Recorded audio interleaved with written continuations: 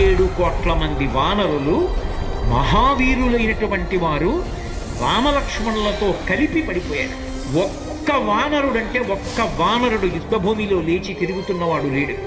ఇంద్రజిత్ శక్తి తెలుసు కాబట్టి విభీషణుడు వెళ్ళిపోయాడు, దొరకలేదు. స్వామి హనుమ ఏ అస్త్రము చేత బంధింపబడరు కాబట్టి హనుమ ఒక్కరే ఉన్నారు. అందరిలో పెద్దవాడు, బ్రహ్మ యొక్క అంశలో వచ్చినవాడు జాంబవంతుడు నేల మీద పడిపోయి ఉన్నాడు. విభీషణుడు కాగడా పట్టుకుని అడిగాడు, తాతా కుశలమేనా అని అడిగాడు. వానరులలో శ్రేష్ఠుడైన హనుమ బ్రతికి ఉన్నారా అని అడిగాడు జాంబవంతుడు. విభీషణుడు అన్నాడు, తాత నువ్వు అడగవలసినది రామలక్ష్మణులు కుశలముగా ఉన్నారా అని అడగాలి. హనుమ కుశలముగా ఉన్నారా అని అడిగారేం తాత అని అడిగారు.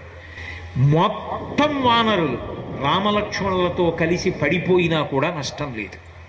హనుమ ఒక్కరు బ్రతికి ఉంటే మళ్ళీ అందరూ బ్రతుకుతారు.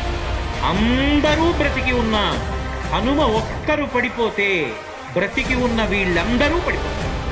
అందుకే నేను హనుమ బ్రతికి ఉన్నారా అని అడుగుతున్నాను.